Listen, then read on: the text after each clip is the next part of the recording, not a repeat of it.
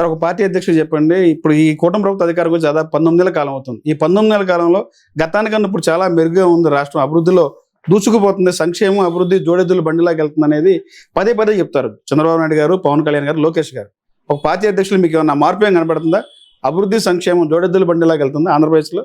అంటే నేను అనేది ఏంటి అంటే అభివృద్ధి అనేది ఎప్పుడు కూడా హైపోథెటికల్ కాదండి.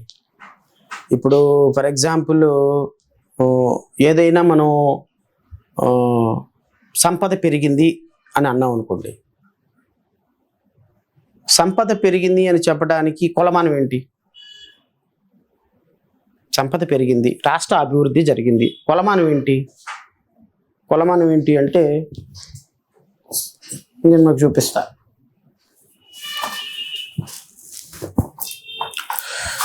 ఈ రెండిట్లో ఏది పెద్దది?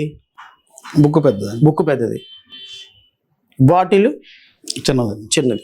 ఓకే, మీ మొబైల్ ఇవ్వండి. ఈ రెండిట్లో ఏది పెద్దది? బాటిల్ పెద్దది. ఎందుకు పెద్దది బాటిల్? హైట్గా ఉంది, ఎక్కువ ఉంది, లోలో ఉంది. సో బుక్ మధ్య ఇది పెట్టినప్పుడేమో బుక్ పెద్దది అన్నారు, మొబైల్ ఈ బాటిల్ పక్కన పెడితే బాటిల్ పెద్దది అన్నారు. సో మీరు ఒకటి పెద్దది ఒకటి చిన్నది అని చెప్పడానికి మీకేం కావాలి? కంపారిజన్ కావాలి. కంపారిజన్ లేకుండా చెప్పలేరు. సేమ్ డెవలప్మెంట్ కూడా అంతే. డెవలప్మెంట్ కూడా అంతే. ఆంధ్రప్రదేశ్ రాష్ట్రం డెవలప్ అయ్యింది అని చెప్పడానికి కొలమానం ఏంటి అంటున్నా?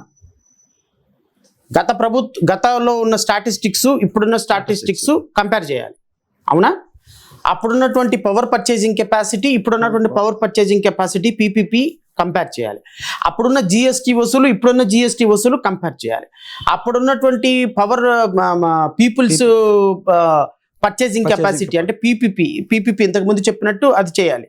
లేదు, ప్రజల యొక్క తలసరి ఆదాయం, తలసరి పర్చేసింగ్ కెపాసిటీ వేరు, తలసరి ఆదాయం వేరు. సో తలసరి ఆదాయం అనేది కంపారిజన్ చేయాలి. గత ప్రభుత్వానికో లేకపోతే ఇప్పుడు ప్రభుత్వానికో లేకపోతే గత సంవత్సరానికో ఇప్పుడు సంవత్సరానికో కంపారిజన్ ఈజ్ వెరీ ఇంపార్టెంట్. ఇప్పుడు జిఎస్టీ గత సంవత్సరంలో ఇంత వసూలైంది, ఇప్పుడు ఎంత వసూలైంది. జిఎస్టీ వసూలు ఎక్కువైంది అంటే కారణం ఏంటి? ప్రజల కొనుగోలు శక్తి పెరిగింది. ప్రజల కొనుగోలు శక్తి పెరిగింది అంటే అర్థం ఏంటి? ప్రజలకు ఇన్కమ్ పెరిగింది. ప్రజలకు ఇన్కమ్ పెరిగింది అంటే అర్థం ఏంటి? డెవలప్మెంట్ పెరిగింది. డెవలప్మెంట్ పెరగటంలో ఇన్కమ్ వస్తుంది. ఇన్కమ్ వల్ల పర్చేజ్. ఇప్పుడు మీరు ఎప్పుడు కారు కొంటారు? మీ దగ్గర డబ్బులు ఉంటే కారు కొంటారు. మీ దగ్గర డబ్బులు ఎలా వస్తాయి? నాలాంటి వాళ్ళని 100 మందిని ఇంటర్వ్యూలు చేస్తే వస్తాయి. నాలాంటి వాళ్ళు 100 మంది ఇంటర్వ్యూ చేయాలంటే, మాలాంటి వాళ్ళు 100 మంది ఇంటర్వ్యూ చేయాలంటే దానికి ఒక పరిస్థితి, ఇంటర్వ్యూ చేసినందుకు డబ్బులు ఇవ్వాలి. ఇలా మీ యొక్క కొనుగోలు శక్తి, ఇలా మీ యొక్క ఇన్కమ్ పెరిగితే మీరు కొంటారు. కొన్నప్పుడు ప్రభుత్వానికి ట్యాక్స్ కడతారు. ప్రభుత్వానికి ట్యాక్స్ కడితే జిఎస్టీ వస్తుంది. ఇలా ప్రజల యొక్క ప్రతి ఒక్క డెవలప్మెంట్ యాక్టివిటీ కూడా స్టాటిస్టిక్స్ రూపంలో ఉంటుందండి. గత ప్రభుత్వంలో చేసినటువంటి అప్పు 19 నెలల కాలంలో ఎంత, ఈ సంవత్సరంలో చేసిన 19 నెలల కాలంలో అప్పు ఎంత? ఇప్పటికి 3 లక్షల కోట్లు అప్పు చేశారు ఆంధ్రప్రదేశ్ రాష్ట్రంలో 19 నెలల కాలంలో. ఈ 19 నెలల కాలంలోనే అప్పటి వరకు ఉన్నటువంటి అప్పు, ఆ అప్పు వేరు. 2024 జూన్ 11 ముందు అప్పు వేరు. ఇప్పుడున్నటువంటి అప్పు 3 లక్షల కోట్ల రూపాయలు అప్పు చేశారు 19 నెలలకి. మళ్ళీ రాబోయే 3 సంవత్సరాలకి ఎంత చేస్తారో నాకు తెలియదు. ఈ 3 లక్షల కోట్ల రూపాయలతోటి ఏమి డెవలప్మెంట్ చేశారు రాష్ట్రంలో? P4 మోడల్ అన్నారు, ఎక్కడికి వెళ్ళిపోయింది ఎవరికి తెలియదు, ఓకేనా? సూపర్ 6 అమలు అన్నారు, 20 లక్షల ఉద్యోగాలు జరిగిందా? 20 లక్షల ఉద్యోగాల కల్పన జరిగిందా? 20 లక్షల ఉద్యోగాలు కల్పించామని లోకేష్ గారు చెప్తారు. యువతకు ఉద్యోగాలు కల్పించామని ఎక్కడ జరిగింది అంటున్నాను నేను. జరిగింది అనేది వాస్తవం అయితే రిపోర్ట్ చేయండి. పలానా సుబ్బారావుకి ఇచ్చాం, వెంకటరావుకి ఇచ్చాం, శ్రవణ్ కుమార్కి ఇచ్చాం, రంగారావుకి ఇచ్చామని చెప్పండి. ఇదిగో ఈ కంపెనీ ఇన్ని ఉద్యోగాలు ఇచ్చింది, ఈ కంపెనీ ఇన్ని ఉద్యోగాలు ఇచ్చింది, ఈ కంపెనీ ఇన్ని ఉద్యోగాలు వచ్చింది, ఇదిగో డిఎస్సి ఇన్ని ఉద్యోగాలు ఇచ్చాం, కానిస్టేబుల్ ఇన్ని ఉద్యోగాలు ఇచ్చాం. మీరు స్టాటిస్టిక్ రిపోర్ట్ చేయండి 20 లక్షల ఉద్యోగాలకి. అంటే మొన్న కానిస్టేబుల్ నియామక పత్రాల్లో 2021లో 2022 దానికి సంబంధించిన మాట్లాడేటప్పుడు జాబ్ అంటే గుర్తొచ్చేది బాబు అన్నారు చంద్రబాబు గారు. That's what I'm saying. యువతకు ఉద్యోగాలు ఇవ్వాలంటే గుర్తొచ్చేది. 2,25,000 బ్యాక్లాగ్ పోస్టులు ఖాళీ ఉన్నాయి ఆంధ్రప్రదేశ్ రాష్ట్రంలో. ఫిల్ చేయమనండి సార్. ఇప్పుడు రాష్ట్రంలో నెలకు 3,000 రూపాయలు నిరుద్యోగ వృత్తి ఇస్తామన్నారు, ఇచ్చారా? 1,500 రూపాయలు మహిళకి ఇస్తామన్నారు, ఇచ్చారా? ఇంకెక్కడ ఉంది సూపర్ 6? సూపర్ 6 లో 90% అమలు చేస్తామని చెప్పి చంద్రబాబు గారు చెప్తారు. అదే 90% ఏంటన్నా నేను చెప్తాను. 15,000 రూపాయలు పిల్లలకు అన్నారు, 13,000 రూపాయలే ఇచ్చారు. రైతులకు 20,000 రూపాయలు అన్నారు, 7,000 రూపాయలే ఇస్తున్నారు. అండ్ సూపర్ 6లో గ్యాస్ సిలిండర్లు అన్నారు, ఒక్కళ్ళకు కూడా 2 సిలిండర్లు 1 సిలిండర్లో ఇచ్చారు. గత 19 నెలల కాలం 1 సిలిండర్ ఇచ్చారు, ఇంతవరకు సిలిండర్లు ఇవ్వలేదు. మహిళలకు 15,000 రూపాయలు ప్రతి నెల 1,500 రూపాయలు అన్నారు, ఇంతవరకు ఆ పథకం అమలు పరచల. నెలకు 3,000 రూపాయలు నిరుద్యోగ భృతి అన్నారు, ఎవరికి? యువతకి, ఎవరైతే నిరుద్యోగం ఉన్నారో వాళ్ళకి ఇవ్వలేదు. అండ్ 20 లక్షల ఉద్యోగాలు కల్పన్నారు, అది లేదు. ఇంకెక్కడుందండి సూపర్ 6? బస్ ఒకటి, అది కూడా 5 లగ్జరీ సూపర్ కేటగిరీ బస్సులు అన్నింటినీ తీసివేసి హాఫ్గా ఇంప్లిమెంట్ చేశారు. అరే మీరు అమలు చేసే ప్రతి పథకం డిఫెక్ట్ పథకమే కదా. సంపూర్ణంగా ఒక పథకం అమలు చేశారా? 10,000 రూపాయలు వాలంటీర్కి ఇస్తామన్నారు, ఇస్తున్నారా? సో సూపర్ 6 అనేది అట్టర్ ఫ్లాప్ పథకం. పైగా ఇంకో పథకం, కొత్త పథకం పెట్టి సూపర్ 7 అని మీ కేసులను విత్డ్రా చేసుకుంటున్నారు.